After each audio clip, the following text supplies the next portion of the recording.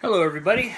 It's Uncle Matt, and I'm here to read you another bedtime story. And today's bedtime story is The Berenstain Bears Don't Pollute Anymore by Stan and Jan Berenstain.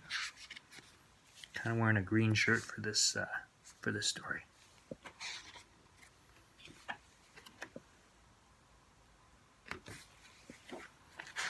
And this book was copyright,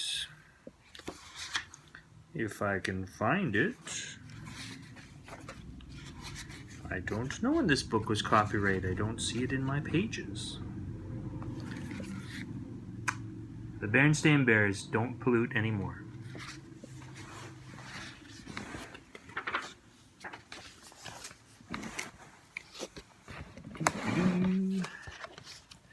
Well, looky here, said Papa Bear, as he opened the evening news. Your friend, Professor Actual Factual's got his picture in the paper. Oh, said Brother and Sister Bear, coming to see. There's a big story, too, said Papa, and a headline. My goodness, said Mama Bear. What's it about? Leading scientist claims Bear Country is in serious trouble, he said, reading the headline. What sort of trouble? Asked Sister.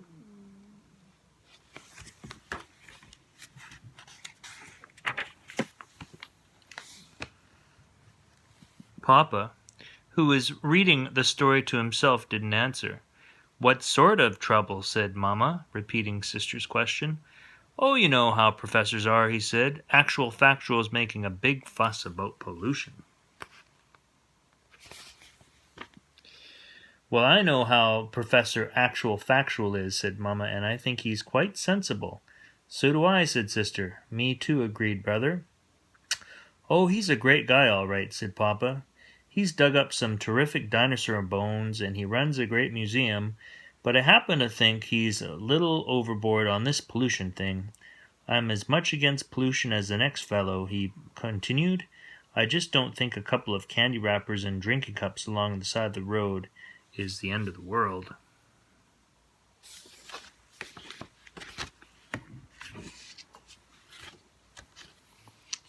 Besides, Bear Country is in a great shape.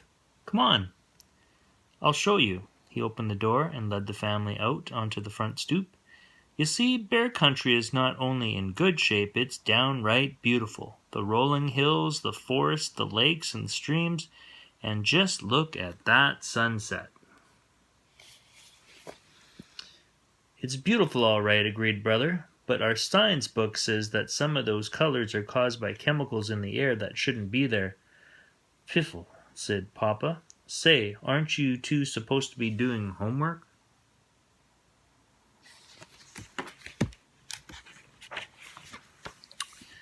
Sister had just about completed her homework, finished quickly, but Brother Bear was stuck. Teacher Bob had asked him to do a report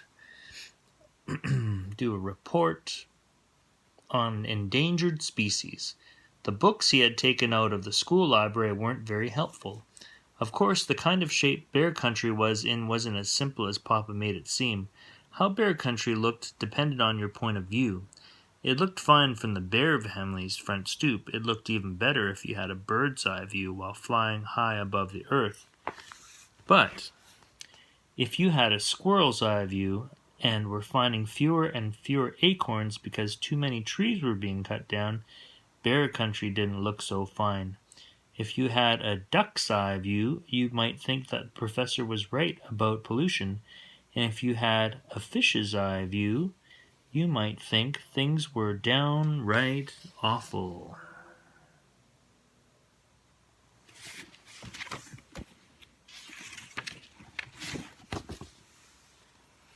The next day, the Brother Bear decided to visit the museum to ask Professor Actual Factual for help with his endangered species report. Sister Bear went along with him. Professor Actual Factual was usually cheerful and friendly and bubbling over with ideas and projects when the cubs visited, but this time he looked worried and glum. He cheered up a bit when he saw them, but when Brother told him the purpose of the visit, to get help on a report about endangered species, he said something very surprising. I'll tell you, the endangered species to do your report on? Us.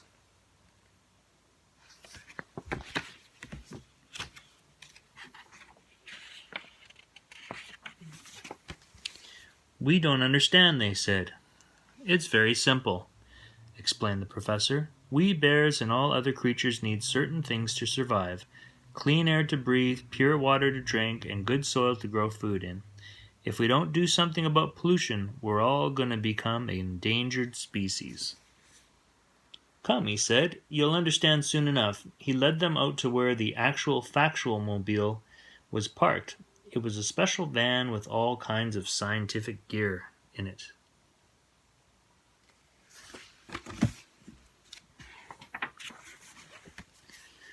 Then the professor took brother and sister on a bear country tour they wouldn't soon forget. They went past Grizzly Gus's garage where they saw oil leaking into a stream, getting on a duck, and killing some fish. They went past the old box factory where they saw ugly black smoke pouring into the air. They scuba dived into Great Bear Lake where they saw everything from soda cans to rusty old bed springs and worse. They saw a fish tangled in plastic soda can holders. They cut it loose, but they couldn't rescue all the fish from the plastic holders carelessly thrown away.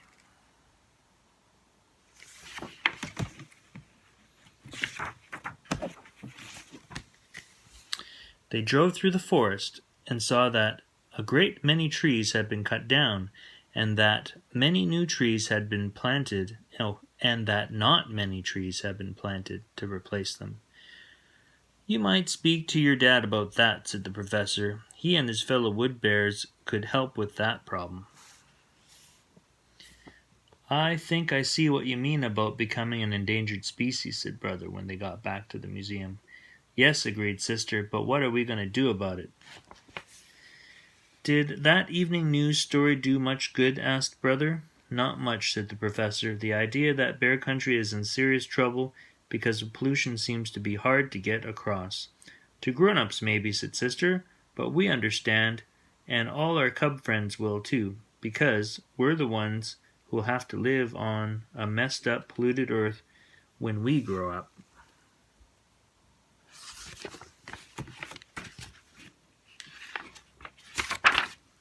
Professor, said brother, how does this sound? You come to our school and explain all about pollution to the cubs of bear country. Maybe we can do something about it. Actual Factual was impressed. I'll give Teacher Bob a call right away and arrange it, he said. And that's what happened. The cubs were all eyes and ears as Actual Factual told them about the trouble bear country was getting into. First, he taught them 3 important new words: ecology, conservation, and recycle. The way the professor explained it, ecology means how all the creatures, the plants, and the earth itself work together. Conservation means not wasting the valuable things of the earth, like water, oil, wood, and metal, and recycle means finding ways to use some of these valuable things over and over.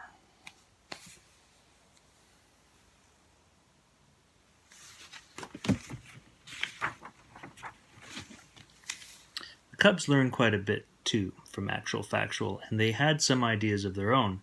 How about a recycling program, suggested one cub, maybe for newspapers to start, added another, and if it works, for cans and bottles, too.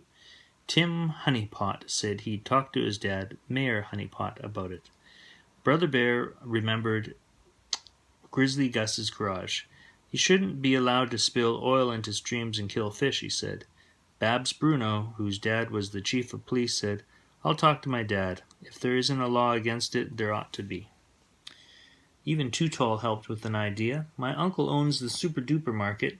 He could put in a bag return plan for reusing bags. Excellent suggestion, said the professor. And if some folks don't want to cooperate, added Too Tall, me and the gang can lean on 'em a little. The bag return is fine, Too Tall, said Teacher Bob, but no leaning.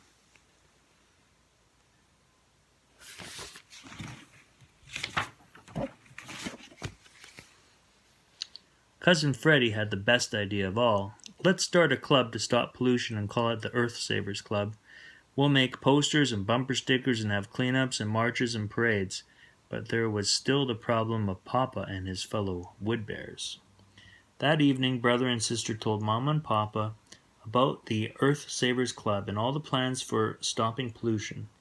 Mama was so very impressed. Papa was too. As I said before, I'm just as much against pollution as the next fellow. But when the cubs asked him to be sure that he and his fellow wood bears plant a new tree for everyone they cut down, he got a little grumpy. Humph, he grumped. It's hard enough to cut trees down without having to plant them as well. Besides, what's all the fuss about? They're just trees.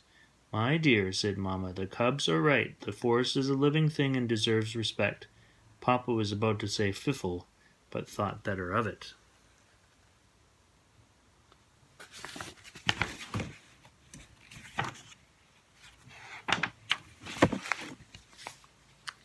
The problem of conserving the forest must have been on his mind because that night he had a dream. In the dream he was walking toward the forest to cut wood, when the trees began to sway and wave their back branches. Then the branches turned into reaching, grasping arms. Then the trees climbed out of the earth on their roots and chased him. Help! Cried terrified Papa in his sleep. The trees, they're after me. He woke up in a cold sweat.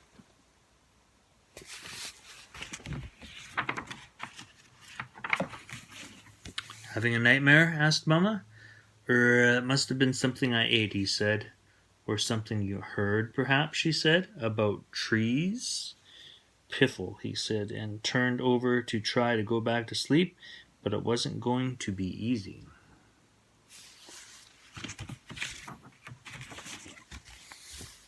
Earth Savers Club. The Cubs didn't expect to solve all of Bear Country's pollution problems, but the Earth Savers Club made a very good start. The mayor declared a special holiday called Earth Savers Day, and the Cubs had a big parade. Brother and Sister Bear marched at the head with Professor Actual Factual.